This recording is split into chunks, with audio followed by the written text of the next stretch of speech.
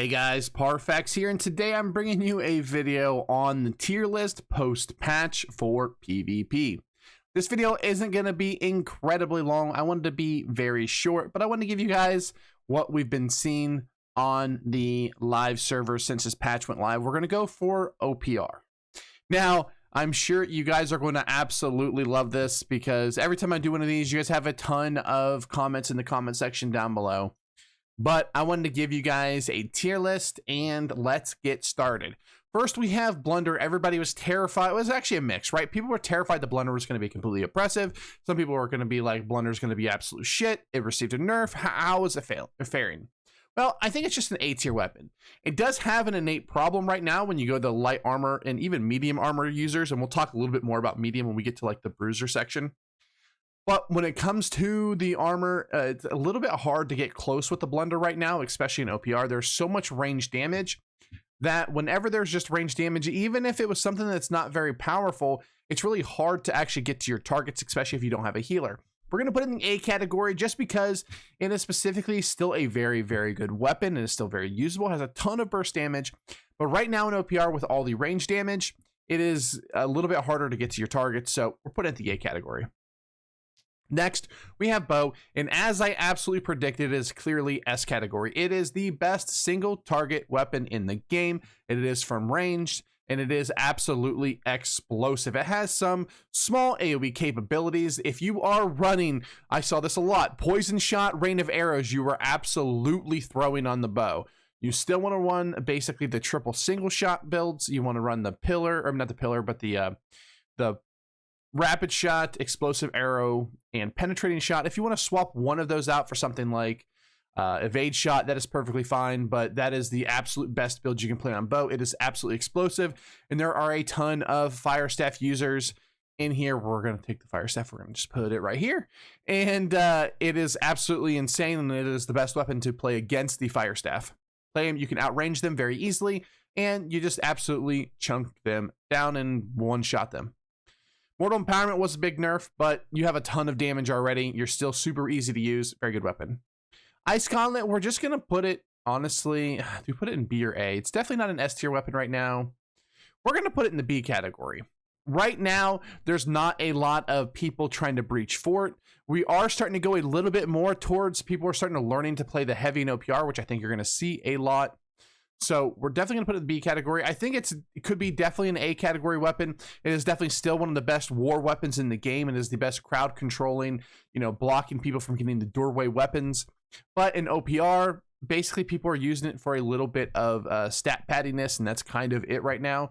Still a great weapon, but in OPR, as we currently sit, not really needed, not really utilized that much. Ice Spike has been playing a little bit, but honestly, there's no reason to play Ice Spike when you can just play Fire Staff. Great Axe received a ton of nerfs.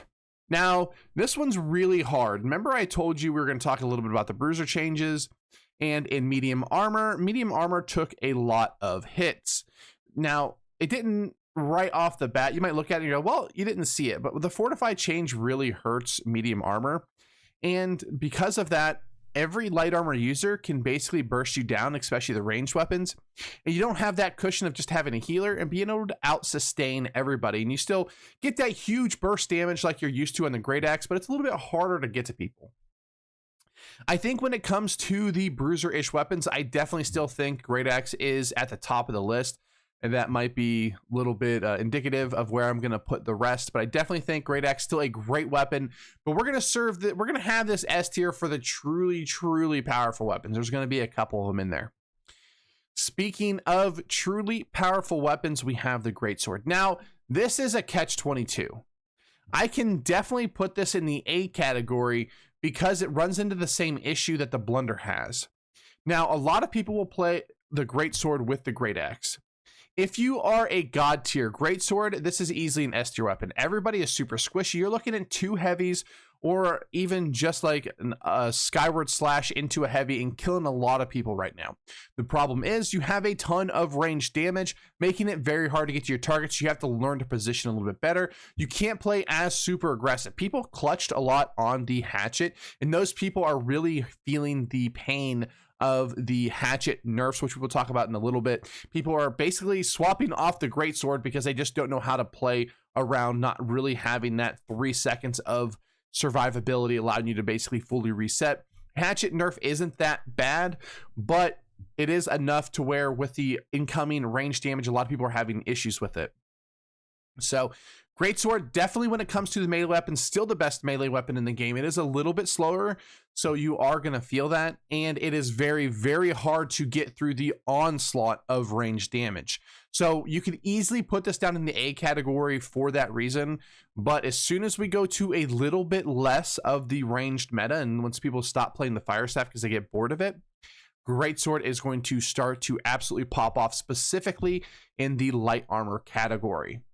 All right, next we have the Warhammer. Warhammer received a lot of nerfs, and it is like an A-, B+ type of weapon right now for OPR. We'll put it down here with the Ice Column just because, again, we have a ton of ranged. Hammer doesn't do anything against range. It's kind of just a tanky CC bot. As soon as we start going to more of a melee meta, the Warhammer definitely moves up the list. But until then, we're just going to put it in the B category. It's a very good weapon. You definitely can use it. There are a ton of bruisers using it and it's still very good. But in the current meta, it's not really utilized nearly as much as the other weapons. Next, we have Hatchet, and we're going to again just put it in the B category. Received a nerf to its Defy Death. It received a lot of damage nerfs as well. Not that many people were using it for the damage. People were basically just using it as a berserk CC, a CC invulnerability, like just a crowd controlling a weapon where you can get out of crowd controls, survive for 3 seconds without being able to die, just kind of a glass cannon crutch. And the people that used it and weren't that great with it or didn't really utilize any other weapons are really getting hurt by that. There's some really good Hatchet users, especially Hatchet Greatsword, that are still absolutely popping off, but it's definitely not as strong as it was that last patch, at least as of this point from what I've seen. I can only play one server at this time. I do have a character on another server. I think it's on Marama. I haven't played it as much, or I haven't really played it at all, really. But definitely still a good weapon, but not quite as good as it was last patch. So we have Life Staff. We're going to put it in the A category. Now, this is the first time that I haven't put the Life Staff in S category. And honestly, I just feel like I need to move it down the list. Even though it is clearly still an S category weapon, you still want Life Staff users. You still have to have Life Staff. So I feel bad putting it up in the S, but it did get a nice nerf this patch. Nice, I guess it's relative, right? But because of the damage changes, because of the fortification changes, Life Staff dies a lot easier. You are almost forced into going light armor, and with light armor, you are pretty squishy. Great swords, if you catch you out, can kill you. Bows can kill you. Fire staffs can kill you. So you are killable this patch. It's going to be very, very important for you to actually learn to position a lot better on Life Staff. It's not going to be just this class where you can just kind of run around, do whatever the heck you want, and be able to survive like it has been for a very long period of time. So you're going to have to learn to position a little bit more. Still technically an S category, but I did feel like I needed to move it down because you are a little bit squishier.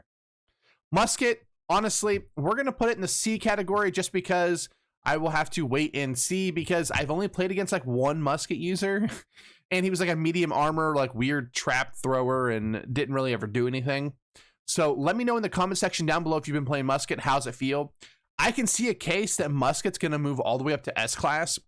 If you can get the ability to hit better with the Musket, the nerfs to the fortification is a massive actually buff to Musket. Now again, mortal empowerment is a nerf to Musket, but because of the fortification changes, I can see Musket being very, very good. But we're going to put it in the C category for the wait and see, because honestly, I just haven't played against it at all, other than like one person playing medium armor, like weird build. Rapier, we're going to put Rapier in the S category. Rapier actually got a little bit of a buff in the way of the nerf to the Hatchet. There's a lot of people going back to the Rapier. There's some pretty cool like spear Rapier builds that we've seen that are pretty much like unkillable because Rapier is so good. Life Staff, a lot of them are going back to the Rapier. Bows are going back to the Rapier instead of the Hatchet. It just gives you a little bit more survivability.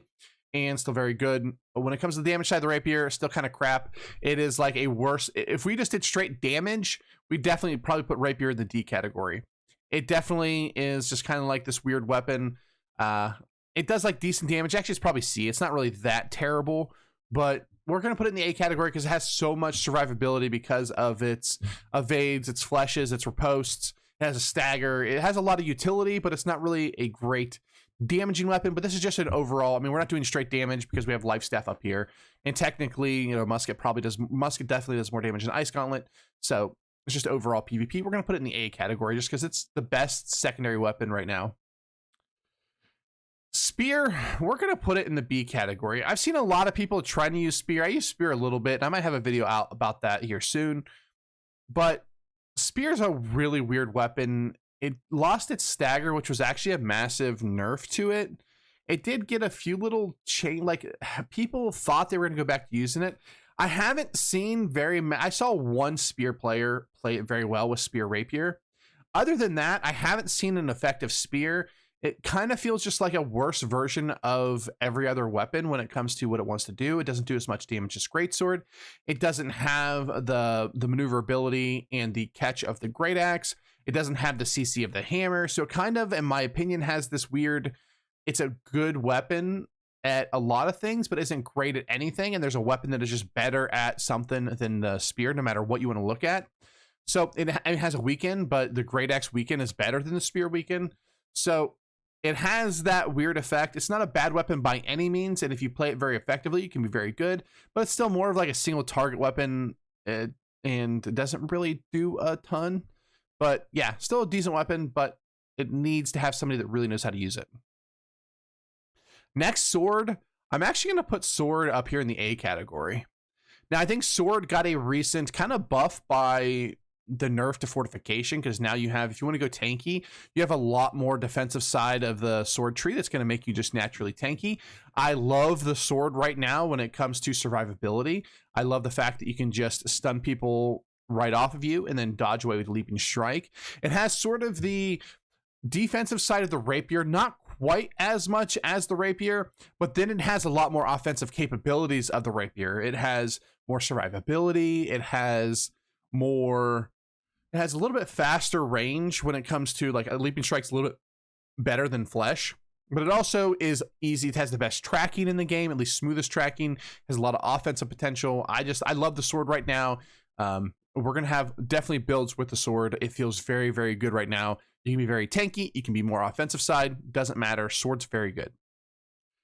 Void, we're going to put in, for OPR reasons, we're going to put it in the C category. It has Void Blade, which doesn't, I haven't seen a Void Blade user do anything yet. I've had some people hit me with it. I haven't been killed by it yet. We've had a few people. It still has the desync when you do heavy attacks, has the ghost hitting, and with the nerf to Oblivion's stamina, not that many people are running melee right now or be standing in it, but they eventually would, especially with heavy armor kind of coming into the meta.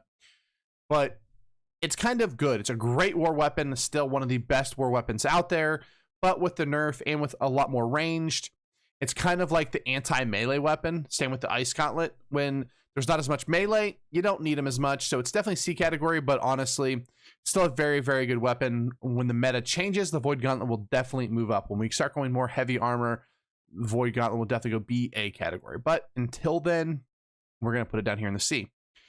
And easily, Fire Staff up here is S. It is the best AoE weapon. So when you look at our weapons up here, we have the best single target ranged weapon in the game. We have the best single target melee weapon in the game. We have the best AoE weapon.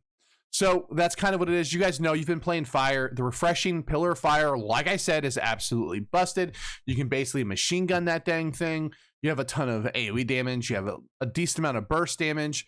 You just have so much damage with so little cooldowns that you don't even need a secondary weapon. You can just play the Fire Staff with whatever weapon you want because you have so tiny amounts of cooldowns. The Fire Staff is absolutely crazy good right now.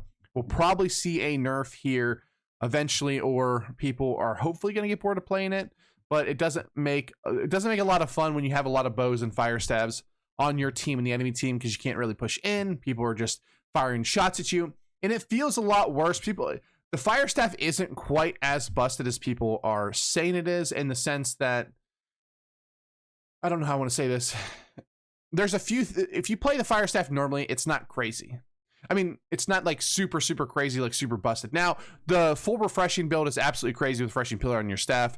I will have a video coming out about that. You can just basically almost machine gun your pillar fires, and it basically makes people like being able to clump just not a thing. Now, people aren't clumping right now because everybody's playing light armor ranged users, so you don't get nearly as many times to use it.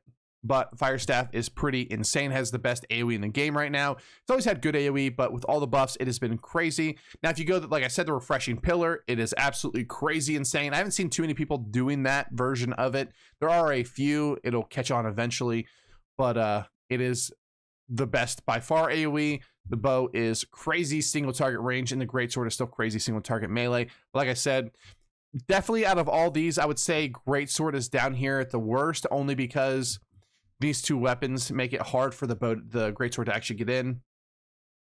But greatsword, once we have a little bit of change, we're not having so much melee or ranged, you're gonna see greatsword absolutely pop off. All right, guys, thanks for watching. Like, comment, subscribe. Like always, let me know in the comment section down below what you think. We're going to have some fire staff videos coming out. We're going to have some heavy armor videos coming out. Make sure you try heavy armor. It is absolutely fun right now. It is absolutely fantastic. It is the way to win your OPRs. Maybe I'll put out a video about how to win OPR, and it's going to be playing heavy armor melee with a healer, and you can get like a crazy high percentage. I think we played like 10 so far, and I've lost 2, so we're like an 80% win rate with it. So I hope you guys enjoyed this video. Like, comment, and subscribe. Like always, let me know in the comment section down below what you think, and I'll see you next time. Peace.